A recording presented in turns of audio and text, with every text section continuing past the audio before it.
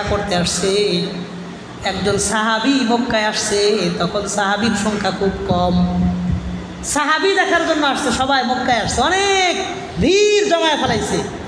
যেমন আজকে মুফতি আরিফ বিন হাবিব দামাত বারাকাতুহুম এখানে আসবে, আপনারা তার মহাব্বতে তাকে দেখার জন্য এখানে আসছেন।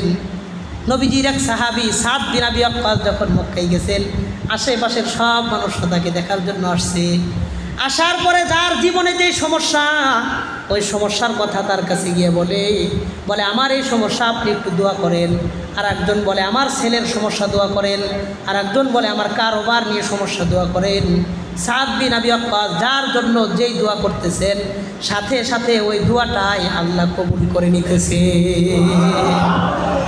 এক নম্বর তো অন্ধ মানুষের কোনো গুনাহ নাই, অন্ধ মানুষের কোনো গুনাহ নাই, স্বাভাবিকত কোনো গুনাহ হয় না। যারা জন্মান্ধ, যার দুটা চোখ আল্লাহ নিয়ে গেছে, জন্ম থেকে অন্ধ, নবী হাদিসে ওয়াদা করেন আল্লাহ তাআলা মরার সাথে সাথে তাকে জান্নাত দেওয়ার ওয়াদা করেছেন।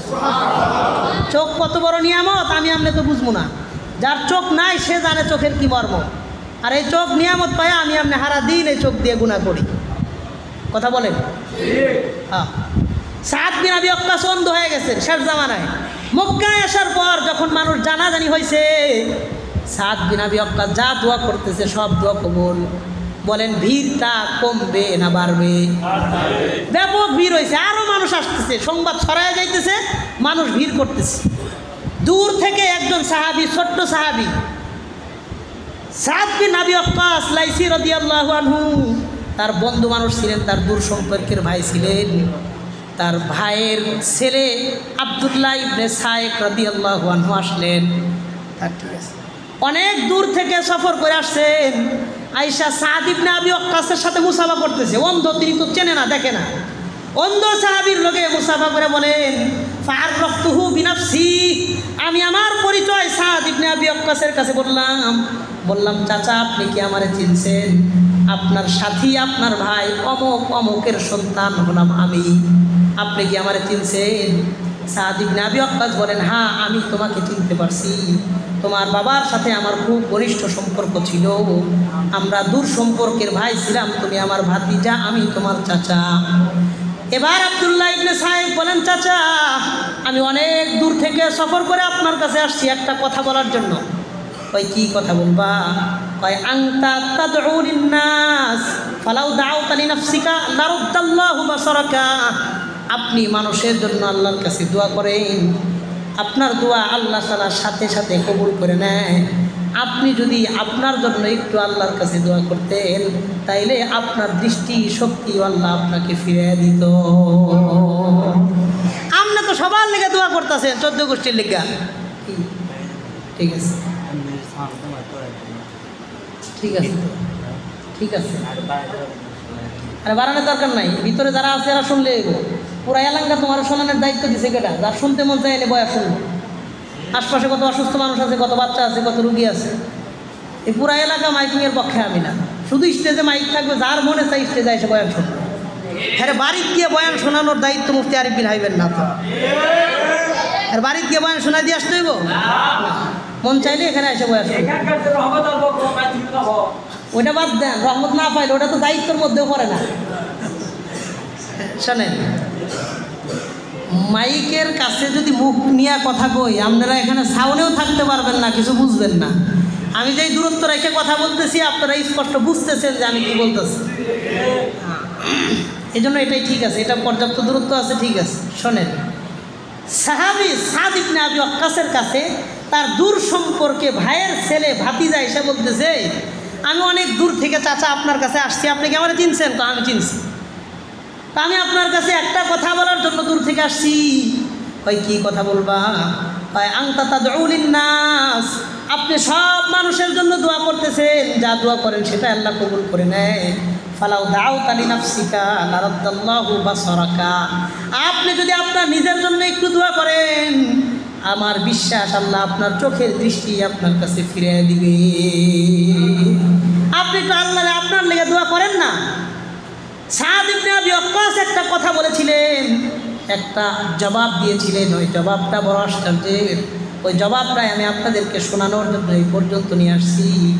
সাদ বিন আবি ওয়াক্কাস রাদিয়াল্লাহু আনহু জবাব দিয়ে বলেন কাযাউল্লাহি আহাব্বু ইলাইয়া মিন বাসারি, শোনো আল্লাহর ফায়সালা আমার কাছে আমার চোখের চাইতেও বেশি মূল্যবান।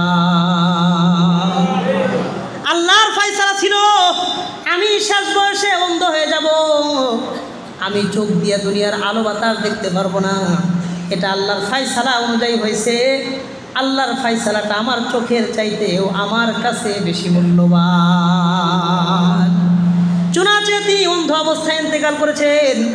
মুস্তাজাবুদ দাওয়া ছিলেন, মুস্তাজাবুদ দাওয়া, দোয়া করলেই দোয়া কবুল। তারপরেও কোনোদিন নিজের চোখের জন্য আল্লাহর কাছে দোয়া করেন নাই। কেন? আল্লাহর ফায়সালা, আল্লাহর ফায়সালা, আমি সন্তুষ্ট। আমার চোখের চাইতে আল্লাহর ফায়সালার মূল্য আমার কাছে বেশি। সুবহানাল্লাহ। এটার নাম রেজা বিল কাজা। বলেন আল্লাহর ফায়সালায় আমি সন্তুষ্ট। বলেন আল্লাহর ফায়সালায় আমি সন্তুষ্ট। আল্লাহ যদি আমার গরিব বানায় রাখেন আমি সন্তুষ্ট। আল্লাহ যদি আমার অসুস্থ বানায় রাখেন আমি সন্তুষ্ট। আল্লাহ যদি আমার হাসপাতালে রাখে সন্তুষ্ট। জ্বর হয়েছে শুকরিয়া আদায় করেন। আল্লাহ দুনিয়াতে বাঁচায় রাখছেন শুকরিয়া আদায় করেন। আল্লাহ আপনাকে একটা বাড়ি দিয়েছেন শুকরিয়া আদায় করেন। একটা গাড়ি আছে শুকরিয়া আদায় করেন। একটা মোটর সাইকেল আছে শুকরিয়া আদায় করেন। একটা সাইকেল আছে শুকরিয়া আদায় করেন। আপনি গরিব মানুষ, একটা সাইকেল পর্যন্ত আপনার কাছে নাই, তারপরেও শুকরিয়া আদায় করেন, কারণ আপনার দুইটা পাও আছে, আপনি হাইটটা যাইতে পারেন। দুনিয়াতে বহু মানুষ আছে যার দুইটা পাওয়ের একটা পা নাই। আমি আপনি দুনিয়াতে যে অবস্থাতে আছি শুকরিয়া আদায়ের জন্য এটাই যথেষ্ট। বলেন কি বলছি? আমি আপনি দুনিয়াতে যে অবস্থাতে আছি শুকরিয়া আদায়ের জন্য এই অবস্থায় যথেষ্ট। এই জন্য আল্লাহ বলেন ওয়া আলা রাব্বিহিম ইয়াতাওয়াক্কালুন। মুমিন সব সময় তাদের রবের উপর ভরসা করবে, এটা মুমিনের গুণ। ওয়া আলা রাব্বিহিম, তাদের রবের উপর ইয়াতাওয়াক্কালুন, মুমিন ভরসা করবে। বলেন তো আমার আপনার রবকে? বলেন আমার আপনার রবকে? তার মানে মুমিন সবসময় আল্লাহর উপর ভরসা করবে। সুখে দুঃখে কষ্টে বেদনা আনন্দ হাসি খুশি সুস্থ অসুস্থ ব্যবসায় লাভ লস সব সময় মুমিন ভরসা করবে কার উপর? কয় হুজুর সুস্থ আছি আলহামদুলিল্লাহ, অসুস্থ অবস্থায় থাকলে শুকরিয়া কেন? কয় কারণ আমার যদি জ্বর হয়, আপনার এলাকা মহল্লায় বহু মানুষ আছে যার ক্যান্সার হয়েছে, আল্লাহ চাইলে তার ক্যান্সার আমারে দিয়া আমার জ্বর তাকে দিতে পারতেন কি পারতেন না? বলেন পারতেন কি পারতেন না? এই জন্য ওই ব্যক্তির তুলনায় আল্লাহ আমাকে ভালো রাখছেন। এই জন্য শুকরিয়া আদায়ের কোনো বিকল্প নাই। আল্লাহ তাআলা মানুষের কাছে দুইটা জিনিস চান। এক নম্বর, বিপদে পড়লে মুমিন যেন ধৈর্য ধারণ করে। দুই নম্বর, শান্তিতে থাকলে যেন মানুষ শুকরিয়া আদায় করে। শান্তিতে, বলেন বিপদে ধৈর্য, বলেন আমার সাথে বিপদে, আবার বলেন বিপদে, শান্তিতে শুকরিয়া, বলেন শান্তিতে। এই দুইটা কথা মুখস্থ করেন। বলেন বিপদে শান্তিতে, আবার বলেন বিপদে ধৈর্য, শান্তিতে শুকরিয়া। আমাদের কোনো বিপদ আপদ আসলে আমরা মানুষের কাছে বলবো না আল্লাহর কাছে? বিপদ দিছে কে? উদ্ধার করবেন কে? বিখ্যাত একজন কাজী ছিলেন, কাজী শুরাইক রাহিমাহুল্লাহ, শাফি মাযহাবের একজন বিচারক ছিলেন, দক্ষ বিচারক। কাজী শুরাইক একদিন রাস্তা দিয়ে যাইতেছেন, যাওয়ার পরে সামিআ রাজুলান ইয়াশতাকি বিআহলিহি, একজন ব্যক্তিকে দেখেন তার বিবির ব্যাপারে নানান রকমের অভিযোগ কাউকে বলতেছে। এক লোক রাস্তার পাশে দাঁড়ায়া তার বিবির ব্যাপারে আর এক বন্ধুর কাছে অনেক কথা বলতেছে। হ্যাঁ এই সমস্যায় আছি, এটা করে এটা করে, এই অসুবিধা, এই পেরেশানি, নানান রকমের অভিযোগ তার বন্ধুর কাছে বলতেছে। আমার বউটা ভালো না, এটা করছে সেটা করছে, অনেক কথাবার্তা বলতেছে, অনেক কথা। কাজী শুরাইক রাহিমাহুল্লাহ এই লোকের কাছে দাঁড়াইলেন। দাঁড়ানোর পর তাকে বললেন ও আশারা ইলা ইহদা আইনাই, তার দুইটা চোখের একটা চোখের দিকে ইশারা করে বললেন দেখো এখানে দুইটা চোখ আছে, এই দুইটা চোখের মধ্যে একটা চোখ মা আবসারতু বিহি শাখসান ওয়ালা তরিকান মুনযু 15 আমা।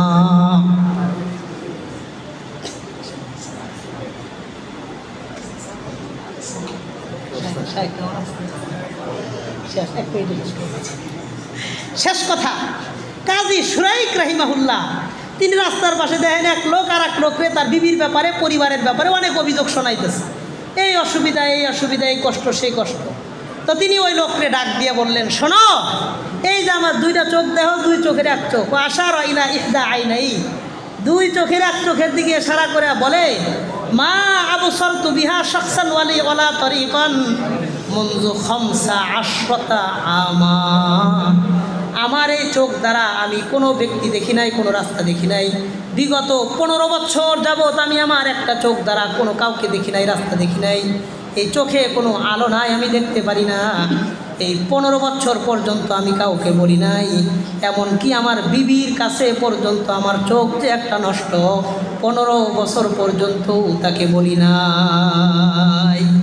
এরপরে তিনি আয়াত তিলাওয়াত করে বলেন, ইন্নামা আশকু বাসি ওয়া হুজনি ইলাল্লাহ, আমি আমার মনের সমস্ত দুঃখ কষ্ট বলবো একমাত্র, বলেন কার কাছে?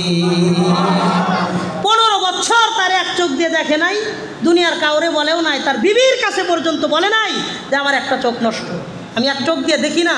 15 বছর তার বিবির কাছেও বলে নাই, দুনিয়ার কাউরে বলে নাই। হাদিসেও আসছে, হুযায়ফা রাদিয়াল্লাহু আনহু থেকে বর্ণিত, কানা রাসূলুল্লাহ সাল্লাল্লাহু আলাইহি ওয়াসাল্লাম ইযা হাদাবাহু আমরুন সাল্লাহ, নবীজির যখন বড় আকারের কোনো পেরেশানি আসতো, যাই নামাজে দাঁড়ায়া 2 রাকাত নামাজ পড়ে নিতেন, সমস্ত পেরেশানি আল্লাহ দূর করে দিতেন। এই জন্য 3টা কথা বলেন, রেজাবিল কাজা, আল্লাহর ফয়সালায় আমি সন্তুষ্ট। আবার বলেন, আল্লাহর ফয়সালায় আমি সন্তুষ্ট। মুমিনের কাছে আল্লাহ 2 জিনিস চান, বিপদে ধৈর্য, শান্তিতে শুকরিয়া।